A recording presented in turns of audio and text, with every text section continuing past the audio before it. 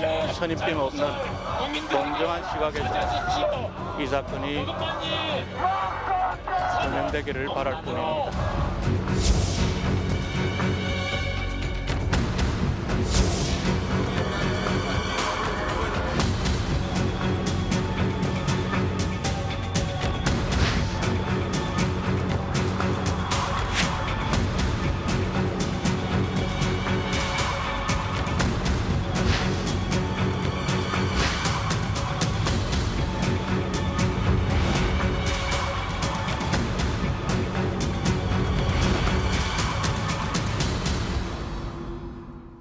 네, 오늘 아침 헌정사상 최초로 전직 대법원장이 피의자 신분으로 검찰에 소환됐습니다. 그런데 양승태 전 대법원장은 검찰 포토라인 대신에 대법원 정문 앞에서 자신의 입장을 밝혔습니다.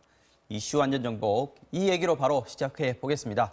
자, 배상훈 교수님 그리고 양지열 변호사님 두 분과 함께 하겠습니다. 어서 오십시오. 안녕하세요. 네, 자, 오늘 아침부터 대법원 앞에 난리가 났습니다. 법원 노조는 원천 봉쇄하겠다고 그러면서 이제 시위를 굉장히 세게 했고요. 이제 경찰 가이드라인이 이제 굉장히 많이 모였더군요. 네. 처진 상태에서 이제 기자회견을 했는데 오늘 아침에 대법원 앞에서의 기자회견 어떻게 보셨는지 두 분 좀 총평부터 좀 보시죠. 일단 법은 상식이고 안정을 가장 중요시하는 것이 법입니다. 그런데 지금 말씀하신 것처럼 법원 노조가 반대를 하고 있을 정도로 갑론을박이 있을 수밖에 없는 일을 전직 대법원장이 벌였다는 것 자체가 네. 어떻게 보면 상식에 맞지 않는 일이 되겠죠. 그리고 이 양승태 전 대법원장 같은 경우는 내가 평생을 몸담았던 곳에 법원이기 때문에 그곳에 들르고 싶었다라는 얘기를 했지만 법이라고 하는 것은 개인의 생각이 중요한 게 아니라 우리 사회 전체 구성원들이 어떻게 바라보느냐를 가장 중요하게 여기는 게 또 법입니다. 그 부분에 있어서도 전직 대법관으로서 대법원장으로서 맞지 않는 행동이었다라고밖에 볼 수 없습니다. 배상훈 교수님 어떻게 보셨습니까? 글쎄요. 뭐 한마디로 오만하다. 네, 이건 나르시시즘이라고 해야 되나? 핵심은 국민들한테 참으로 송구하고 역사와 국가 앞에 상당히 이 미안한 마음들 이런 걸 가져야 되는데 오로지 자기의 마음만을 자기 중심으로 글쎄요. 대법원장까지 지낸 사람이 저 정도라고 하면 오히려 제가 더 참담했습니다. 그 정도의 역사식도 없는가라고 하는 것 때문에 그렇습니다.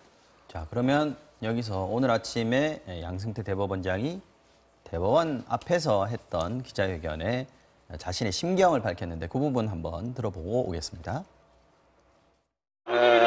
무엇보다 먼저 재임 기간 동안에 일어났던 일로 인해서 국민 여러분께 이렇게 큰 심려를 끼치던 데 대해서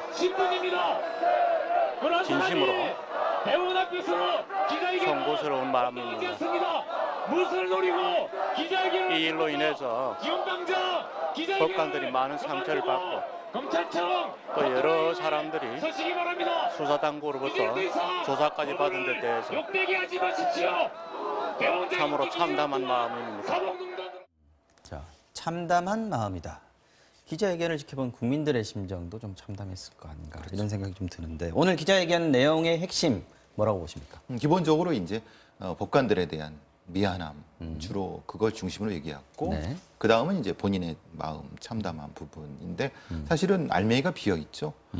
본인이 한 행동이 어떻다 이런 부분에 대한 어떤 얘기가 없지 않습니까?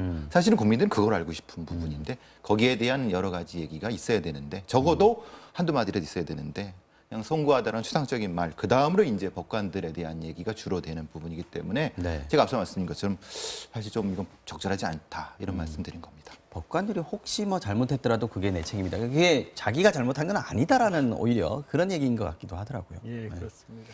자, 양 전 대법원장의 대법원 앞에서 한 기자회견은 부적절하다라는 의견들이 많았는데 비판이 많았는데 그런데도 강행을 했습니다. 거기에 대해서 기자들이 양 전 대법원장한테 물었습니다. 왜 이렇게 강행을 하셨냐?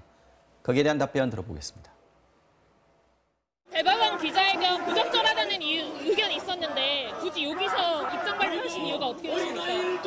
대법원에서 기자회견을 한다기보다는 내 마음은 대법원의 전 인생을 법원에서 근무한 사람으로서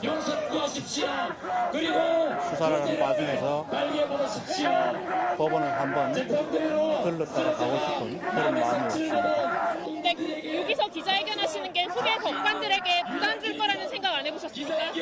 그만두고 검찰청 아까도 말씀드렸듯이 좀 편견이나 선입감 없는 시선에서 이 사건을 도와주시면 감사하겠습니다. 네, 대법원 앞에서 입장을 밝힌 거 검찰에 가기 전에 굉장히 이례적인 일이었습니다. 근데 대통령을 생각해 보면 전직 대통령들 검찰에 불려갈 때 청와대 앞에서 하지 않지 않습니까? 그리고 뭐 국정원장 불려가면 국정원에서 해야 됩니까? 이런 얘기들이 지금 계속 그 시중에 떠돌고 있습니다. 비꼬는 투의 말투인데요. 그럼에도 불구하고 그 얘기가 계속 나왔는데도 양전 대법원장은 여기서 하겠다라고 했고 결국 했습니다. 이 노림수가 있을 것 같습니다. 글쎄요, 이걸 노림수라고까지 얘기를 해야 되는 저 자신도 굉장히 참담합니다. 그런데 네. 이런 전례가 없는 건 아니죠. 전두환 씨가 본인에 대한 골목성명. 골목성명을 냈었죠. 네. 그런 정도의 수준이라고 보이지 않습니다. 뭐 순수한 마음이었다고 얘기를 하지만 사실 순수한 마음이고 실제 법관으로서 그런 소외가 될 수도 있습니다. 뭐 회한 같은 것도 될 수도 있고 아무도 안 보는 조용히 밤에 가서 보셨어야죠. 왜 기자회견을 저 자리에 합니까? 저거는 뭔가 내가 여기서 뭔가를 밝히겠다, 뜻을 밝히겠다라고밖에 없고 그렇다면 그래서 말씀하신 것처럼 노림수가 뭘까라는 질문을 할 수밖에 없는 상황을 스스로 만드셨거든요. 그렇죠. 그러면 생각해 봤을 때 얘기를 편견과 선입견을 가지고 바라보지 말라고 기자들에게 여러 번이나 얘기를 했습니다. 그동안 언론을 통해서 많이 알려진 의혹들, 네. 단순히 의혹으로만 보기에는 형사처벌 여부를 떠나서 이미 부적절한 행동은 드러났습니다. 사실 예를 들어서 대법원장으로서 이 사건을 주재해야 되는데 한쪽의 변호사를 일방적으로 만나서 3차례나 얘기를 하고 절차를 논의했다. 이건 사실로 확인이 됐지 않습니까? 그런 정도의 것인데도 여기에 대해서 편견이나 선입견을 가지고 우리가 바라보는 걸까요? 네. 그게 법적으로 문제가 되는지 안 되는지 따지는 것과 편견과 선입견이라는 건 다른 건데 저 얘기는 그 자체로 검찰이 수사를 잘못하고 있다라는 얘기밖에 안 되지 않습니까? 그것도 굳이 대법원 앞에 와서 그런 얘기를 한다는 것은 검찰의 현재의 잘못을 엄정하게 봐서 오히려 이게 내가 억울하다 내지는 이게 정치적이다 이런 식의 얘기로 해석될 수 있는 말을 한 거죠. 지금까지 검찰 수사에서 뭐 문건도 나왔고요. 김앤장 변호사와 독대했던 문건들도 나왔고 또 수첩에 그 상임위원회 수첩에도 그런 부분들이 지시한 부분들이 좀 적혀 있었다. 이런 걸 이제 검찰에서 검찰 수사에서 나오지 않았습니까? 이럼에도 불구하고 아까 양승태 대법원장의 말에는 양 변호사 말씀하신 대로 선입견을 가지지 말아달라, 편견을 가지지 말아달라 이렇게 얘기하고 있는데 그렇죠. 왜 이렇게 얘기하는 겁니까? 이거는 일종의 프레임을 만드는 거죠. 프레임을 만든다. 예. 네. 검찰 수사는 선입견 편견에 의한 거다.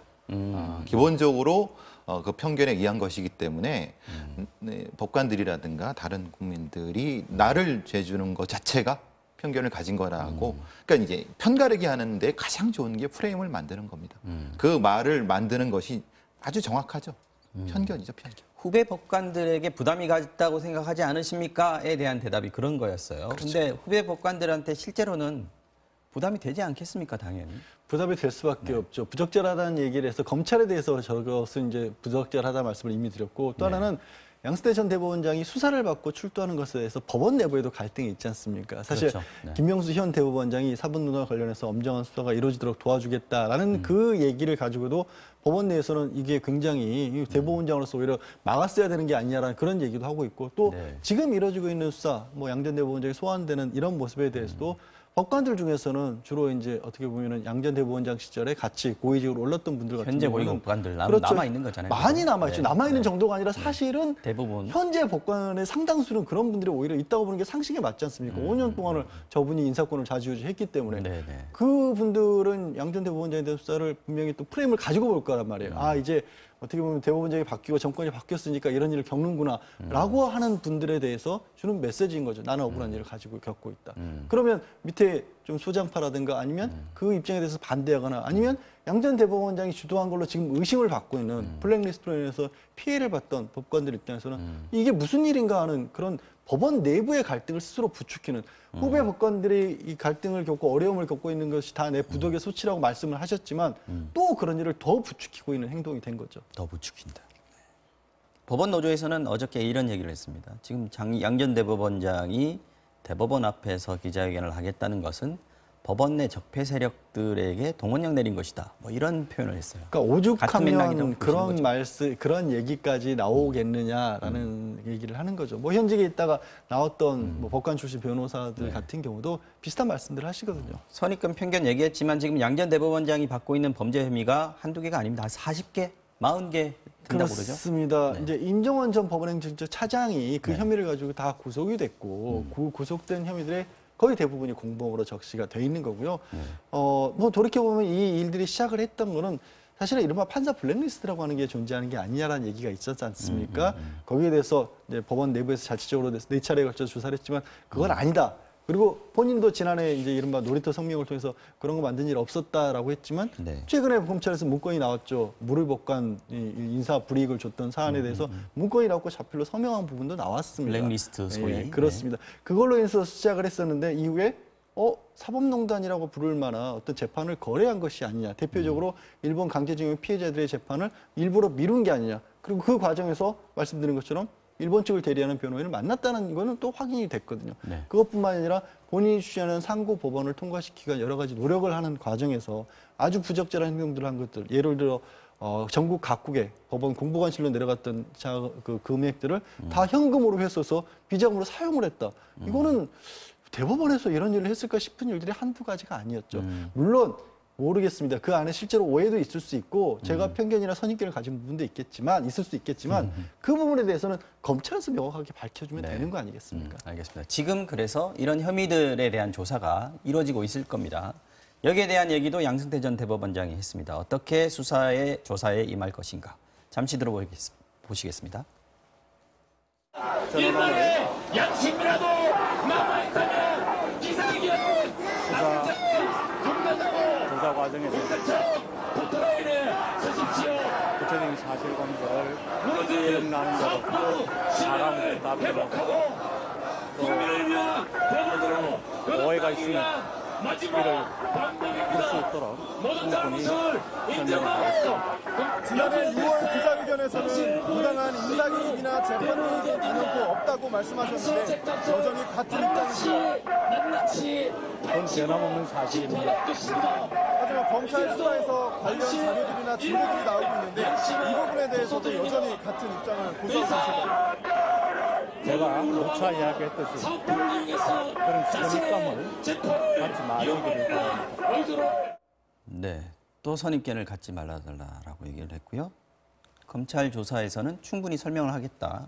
그러면서도 재판 개입은 없었다, 인사 개입도 없었다는 기존의 입장을 다시 반복을 했습니다. 오늘 양 전 대법원장이 주로 받을 조사, 오늘 이제 첫 번째 조사니까요.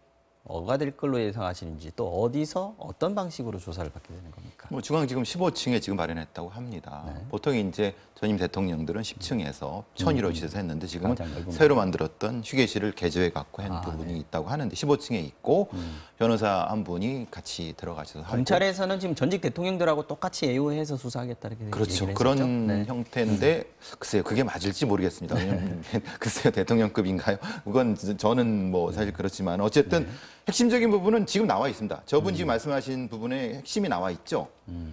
이분은 기억 안 난다고 말씀하실 가능성이 없습니다. 왜냐하면 지금 말씀하신 게 기억나는 대로 대답한다고 했지 않습니까? 그럼 기억이 안 나면은 모르는 거죠. 지금 핵심이 뭐냐면 임종원 차장에서 다 끊긴 상태 아니겠습니까? 그렇죠. 대답을 지금 조사에 묵비권을 행사하고 있죠. 그러니까 그러면 임종원 차장까지 아니면 박비영대 고영한 차장까지 대법관까지는 결재서류에 사인은 했지만은 그 위에서 실질적으로 그걸 지시를 했는지 아니면 이런 부분에 대한 거를 결국 핵심은 그 조사일 겁니다. 여러 가지 혐의에 대한 것을 실제로 알고 있었느냐, 지시를 했느냐, 뭐 알면서도 모른 척했느냐 이런 부분들에 대한 건 핵심적인 부분인데 결국은 이분은 글쎄요. 뭐 기억에 대한 얘기를 했으니까 답도 기억에 대한 얘기로 나오지 않을까 싶습니다. 자, 조사를 맡게 되는 검사들. 지금 양 전 대법관 사법연수원으로 따지면 까마득한 후배입니다. 조사가 제대로 기가 눌려서 할 수 있겠냐 이런 걱정도 국민들은 하고 있는 것 같습니다. 예, 그렇게까지 걱정하실 문제는 아닐 것 같고요. 일단 뭐 기수로만 따지면 30기 차이가 난다고 하지만 30기. 예, 뭐 단정한이라든가 박주성 부부장 검사들이 이제 워낙 혐의가 많다 보니까 각자 맡았던 부분들이 좀 다르다고 합니다. 그래서 돌아가면서 조사를 직접적으로 할 것으로 보이고 사실 보통 국민들 같은 경우는 부장검사에게 직접 조사를 받을 일도 없어요. 대개는 이제 검찰 수사관이 조사를 하고 이제 검사가 그 부분을 통과하는 경우인데 지금은 부장검사가 직접 신문에 나서고 부장검사가 뒤에서 통과를 하는 거고 이분들이 다 국정농단과 관련된 수사도 했던 분들이라 뭐 고위공직자 여부를 따진다고 한다면 대법원장 물론 3부 요인이지만 전직 대통령을 조사했던 분들이기 때문에 그런 게 뭐 기가 눌린다 이럴 일은 없겠습니다. 그리고 한 가지만 꼭 첨언을 드리자면 지금 좀 전에 이제 배상원 교수님 설명하신 것처럼 이렇게 중간에 마치 연결고리가 끊긴 것처럼 보이는 부분이 있고 실제로 그런 부분도 있지만 다만 법원이 좀 특수한 요인이 있어요. 그러니까 비교해서 검찰이나 다른 조직 같은 경우는 위에 정점으로 쭉 피라미드식으로 이렇게 밑으로 퍼져나가는 그런 구조로 가신다면 법원은 이 판사들의 재판과 관련된 업무의 독립성을 굉장히 많이 보장을 해주기 때문에 상당히 수평적인 조직들입니다. 그러니까 하나하나 법관들이 다 따로따로 떨어져 있는 겁니다. 그렇죠. 그래서 오히려 위에서 명령을 어떻게 보면 차근차근 밟아 내려오지 않더라도 대법원장과 직접적으로 연락을 주고받았을 가능성도 배제를 못하는 게 법원 조직의 특성이기 때문에 검찰이 여러 명의 판사들, 이 사건과 관련된 심의관들 이런 분들을 조사를 하는 과정에서 양 전 대법원장과 관련된 진술이 나왔을 가능성을 저는 배제 못한다고 봅니다. 임종원 보건행정처 차장 같은 경우가 그래서 구속된 거고 워낙 많이 불렀으니까 그 중에서는 양 전 대법원장의 혐의를 입증할 수 있는 진술도 분명히 있을 것이다. 예, 있을 것이고 아까 잠깐 얘기 나온 것처럼 이제 본인이 직접 개입해서 움직였던 거 사실 뭐 일본 기업 대리하는 김현장 변호사를 직접 만났잖아요. 그러니까 그런 일들이 실제로 재판과 관련된 다른 부분에서도 있었을 가능성을 배제 못한다는 거죠. 오늘 밤 뭐 12시는 안 넘겨서 보내겠다라는 게 검찰 입장인 것 같은데 이번 한 번으로 끝낼 수는 없을 것 같아요. 검찰의 질문지도 상당히 많이 준비했다 그랬죠. 오늘 준비한 질문지, 예상 질문지만 한 150페이지가량을 준비를 했다고 하니까 오전에 일찍 수사를 시작하더라도 아마 밤샘 조사, 기본적으로 본인 동의 없으면 안 하기도 하고 또 고령이기도 하기 또 확인해야 될 게 어차피 많기 때문에 오늘 아마 밤늦게 귀가한 이후에 서너 번 정도는 더 조사를 할 가능성이 있을 것으로 봅니다. 알겠습니다. 오늘 1월 11일입니다. 2019년입니다. 오늘을 역사는 어떻게 기록하게 될까요? 한번 지켜보도록 하겠습니다.